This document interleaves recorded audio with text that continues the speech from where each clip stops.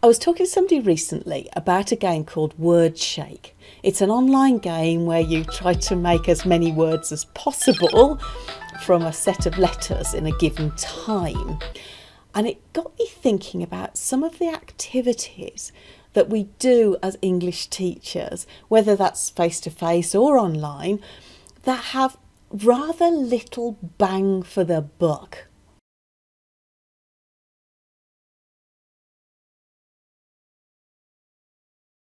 Hi, if we're meeting for the first time, I'm Jo Gakonga.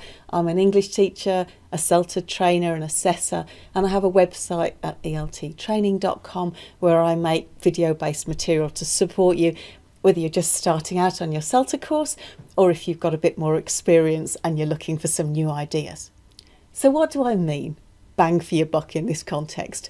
Well, get ready, this might be a bit of a rant. For me, it all comes back to aims and efficiency.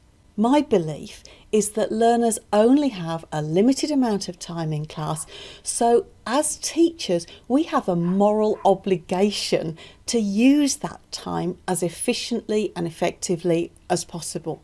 That doesn't mean that they can't enjoy the class. They definitely should. But I think it's important to look at every activity that you do to make sure that you've got a sound pedagogical reason for doing it. When you do CELTA and you plan lessons, you have to write an aim for every stage of your lesson. And this is good training, I think. It makes you really consider why you're doing a particular activity, what the purpose of it is in terms of language learning. So let's go back to Wordshake. Learners look at the letters and they try to make words. So what's the aim? I guess it would be argued that it encouraged recall of vocabulary in English. Okay, but will this help me to make meaning with those words? No. Will it help me to communicate? No. I understand that this is just a bit of fun for a short period of time, and if you're doing it to motivate younger learners, for example, then this may well be an aim in itself.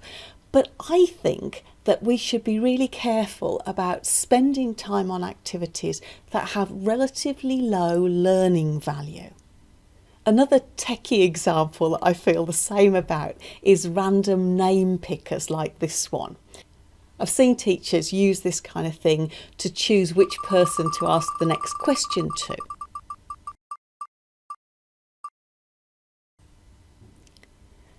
And again, maybe it's a bit of fun and there's a sense of anticipation as the wheel spins. But for me, it makes the process of choosing someone unnecessarily long. Why not just nominate and have more time to ask follow-up questions that actually promote learning? It's not only in the classroom that this applies either. Efficiency and a consideration of aims are also important when you're planning your lessons.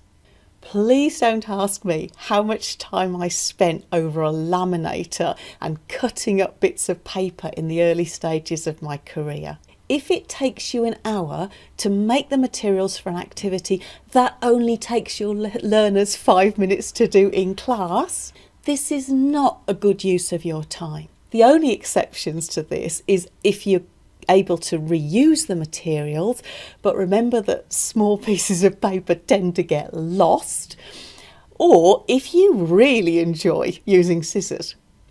I realise that I probably sound like a rather grumpy old woman, and feel free to comment below and tell me that I'm wrong.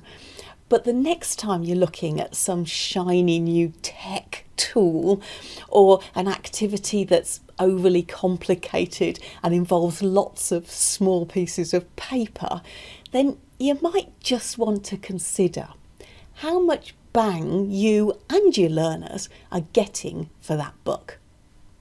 Thanks for watching. Bye bye.